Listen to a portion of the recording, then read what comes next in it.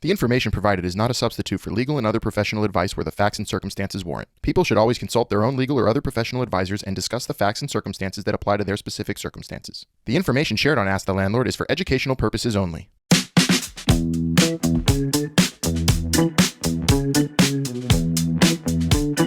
Hi everyone, we're back with another episode of Ask the Landlord. This is part 2 of home inspections with our favorite landlord, Albert Dweck. I'm Melissa. I'm one of Albert's producers and a former New York City, Pittsburgh, Pennsylvania, Lafayette, Louisiana, and Washington, D.C. renter. And together, we're going to be asking this landlord some questions. So if you have a question for Albert, leave us a voicemail on the Ask the Landlord hotline. That number is 646-580-3015. You walk into a house. Let's do a little bit of an exercise, Melissa. Okay. What's the first, this is totally, fresh question. You're looking at a house, like what's the first thing you're looking at? What's the biggest thing you care about looking at in the house? On the outside or the inside? Inside. For me, it's not look, it's smell. Smell? So I'm saying the rooms you care about, let's say. What are you asking? You go to the kitchen. Right. The living area, the kitchen, and the bedrooms and the bathrooms. Right. Okay, you're looking at those things. You like it. You didn't go, let me look at the basement to see if, those are things that, you're not your primary concerns. You're thinking about, how am I going to live here? Right. Can I see myself in this house? Right. And so that's the stuff that you want expert help with. It's like, on the one hand, there are things that you don't know. So there's 3 kinds of knowledge in the world, right? There's what you know. Mm-hmm. There's what you know you don't know. And there's what you don't know you don't know. Right. So in the know, you see it, you know it. If you're going to fix something, you're like, I'm going to fix this bathroom. I know there's going to be stuff behind the wall that I didn't know, so I know that I don't know what's going to be behind the wall. Mm-hmm. But then there's other stuff like the radon, you're like, you don't know. So you're looking for help there from other people that are experts in those things that say, look, we're going to do a thing, we're going to do a test, Mm-hmm. Definitely. Lead paint is a big one, these days. Any house is built before 1978. We usually used to use lead paint in the walls for the paint. And then it doesn't mean that it's dangerous now. The reason why lead paint is dangerous is because it causes brain damage in children. And children, if it's chipping, right, the lead, children who, when they're very young, they put everything in their mouth. Mm-hmm. So if there's paint chips, they taste sweet. Weird. So kids would put that in their mouths and ingest the lead paint. And so if you have chipping paint from a house that was built before 1978, you could have lead poisoning. Mm-hmm. So that was a big concern of the government. Said, listen, lead is an issue. If you're going to have little kids in the house or anybody really, you want to make sure there's no chipping paint, or that you want to know what lead is. Mm-hmm. Another one is asbestos. Okay. Asbestos, for the most part, was used to insulate. It was used in some materials, to walls, floors, things like that, but it really becomes dangerous when it's interrupted. What's interrupted? So, when there's like a pipe in the basement in your mind and it has insulation around it? Mm-hmm. So a lot of times that insulation in the old days was made of asbestos in it. Mm. And then if it's intact, it's usually not a problem. Okay. But you need an expert to tell you, right? Of course. And then if it's not intact, if it's coming apart, it's called friable. And then that's when it's in the air and it becomes dangerous to breathe it in. Mm. And it causes cancer. Oof. Then you're like, oh, by the way, I'm telling you, you can't just remove it yourself. Like, I know you're going, so what? It's pipe insulation. I'm going to have Alan take it out and put it in the garbage. And I'm like, no. That causes cancer. And, you have to have special people wearing special suits, wearing special material, handling it in a certain way. And it costs per foot to take it out. Wow. Your inspector is going to tell you there's asbestos here, there's this, that. You got to look, if you should know that. If you're going to do anything, it's okay. But if you got to do something with it, you got to take it out. So you're like all these things. Another thing is very often with these homes, there's septic systems or underground oil tanks. Okay. So the homes were heated by boilers that were using fuel from an oil tank. Wow. And the oil tank wasn't in the house, in the basement. It was underground.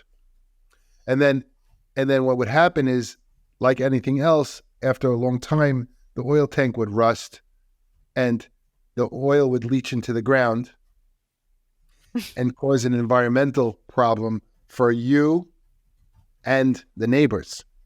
Yeah, I don't like the sounds of this.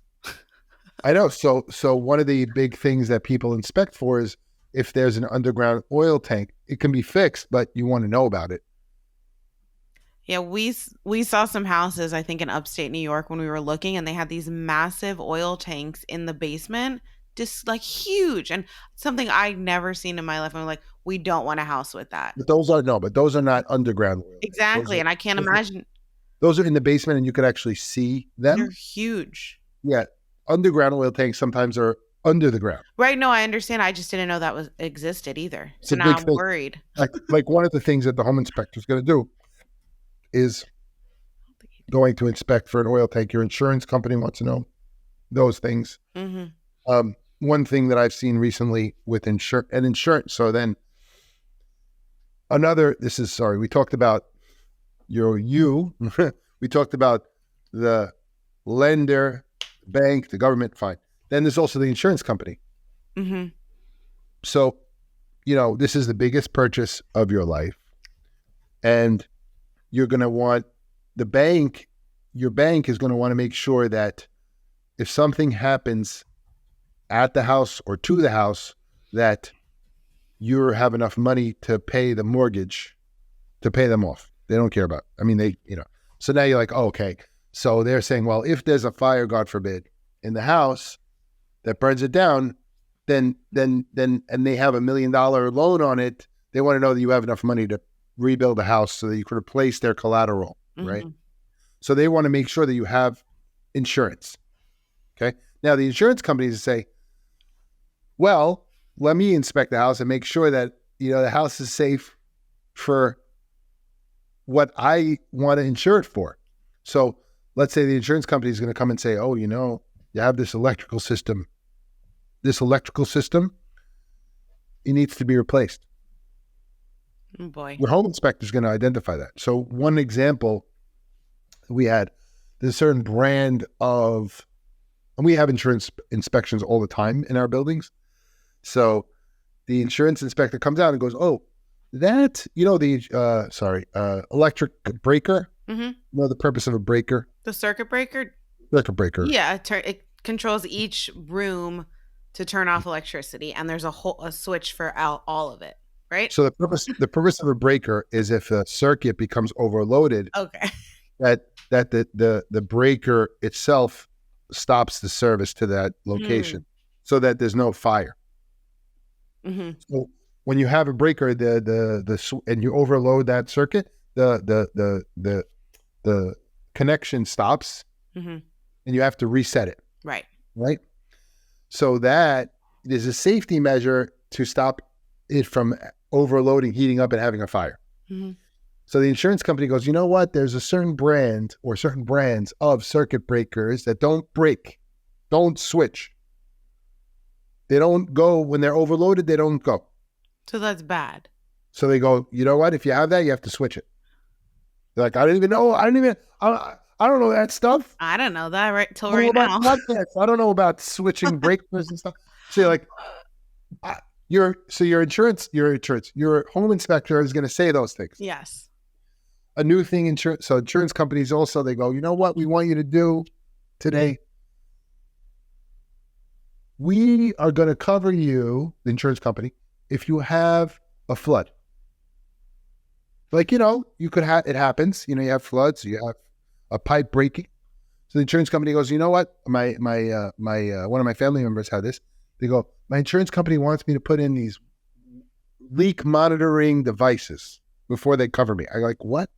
That never happened to me. I like, what do they want you to put in? They want you to put in like a thing that monitors the leak on a pipe and shuts it like a breaker. Okay. Like, okay, so something to watch out for. Yeah. Is this a sump pump or something else? No. Okay. A sump pump. I also learned what that was, kind of. So, okay. We could go on and on, Albert, on this episode, right? No, it's great. It's great. It's a lot of stuff. Okay, so there's these days with technology, you could put like a detector on everything. Like you could have a ring for your doorbell, and you can answer from your cell phone. You could also you control your AC from your cell phone, right? And you could have something that detects leaks in your house. And the insurance company may want you to put that in these days. Wow. Now, the sump pump is what happens is and you're going to find this out, right? Some homes, when they have a basement, the water table is close to the base of the house. So if there's flooding in an area or if there's moisture, sometimes the water comes up through the basement of the house. Mm-hmm. So some people have a system where to stop that water from coming into the basement, they have like a pump, a hole that's dug into the ground, and they have a pump that detects if there's water coming into that level. Like it's like a warning system, and then it shoots out the water outside the house, like instead of having it be in the house. Right. The house has two that we looked at. We used to have a house that was near the water, and every time there was like a flood warning, we would be worried, and that was a big part of it, right? So the sump pumps are good; they're very helpful, right? You need them, right? You want to make sure that it depends on what you're going to do with your basement. And basements are different. They have different connotations, whether they're called cellar space, basement. How are you going to use them? You're going to go down there and go, smells musty. What's that coming from? How do I fix that? Am I going to use my basement for different things? Maybe you want to create a she shed or a man cave down there. Podcast studio. And you're like, I'm going to spend a lot of time down here. I got to fix it up, right? So you might tell the home inspector, this is a good thing to tell the home inspector, say, by the way, I'm thinking of doing X with the basement. I need to make sure that it's okay. Right. And make sure the heating, the air goes to it, all that. Oh, yeah. Right. Or, he's going to tell you, or she's going to tell you, oh, you have to put in this, or you have to waterproof that, or, I could see water coming in from here. And this is because the water's coming in, the termites are coming in. And this is like, okay, I got it. And I have to do, okay. So then those things. Other people, and I know there's some towns here that the water does come into the house. Wow. And they don't put anything on their first level. Like they expect once every big storm or in a while, in a long time, the water comes in. And therefore they plan for that, and they don't build anything on the first level that's very valuable. Like they wouldn't put the podcast studio on the first level. Right. Because so their house is, you have to walk up and then you have, or all the important machinery is not on the first level. Right. So another inspection I was reading about was a sewer camera inspection. So I want you to talk to me about that, what to expect. Yeah. Sure. So a sewer camera So you have a sewer line that takes the wastewater out from your house. Mm-hmm. Okay. And you wouldn't know there's anything wrong with it unless you checked it. Mm-hmm. And you need to know sort of the capacity of it also. In older houses, it's probably a good idea to have your sewer cleaned out every certain amount of time. Mm-hmm. Like in some of the buildings we have, like we have like a service, or my older house in New York, we used to have the guy come every 3 months under a contract and, just make sure the sewers were clean proactively. You never had to worry about that, did you? No, in Florida growing up, the Like, roots would get in all the time. Oh, it's bad. Yeah, right. exactly. Now, so then how would you know? So the problem with the sewer line generally is a lot of it is under the ground, Mm-hmm. buried from your house to the street. So you're like, again, I want to know where the problems are, if there are any. So there are guys that take a camera and put it in the sewer line to see, what the story is. Because imagine if they find a problem and it's like at the sidewalk and you're like, I have to like dig up the sidewalk. So that's a Right. big expense. Right. So So that's something definitely to look out for, right? yeah, you would look out for it, look it, but one of the things you can notice is that there's no problems. A lot of people won't even come up with that, but it's another thing. But you also have to be careful. Like, I know you and Alan got married, so when you get married, everyone's trying to sell you the wedding stuff, Mm-hmm. and you don't know not to know all that stuff, and it's like a big racket to sell you all kinds of weddings. The same thing with the house. Yeah. You're like walking and you don't know anything. The guy's, you got to do the sewer. I'm like, okay, I'm not a dumb person. I know I don't know anything about it, but you got to watch out also for the stuff that people are trying to sell you. With the home inspection, you're saying? Like before you With buy a house? all this stuff. Right. Yeah. And oh, by the way, we're doing this special mosquito inspection thing. I'm like, you're like, okay. Yeah. I probably will do it all though.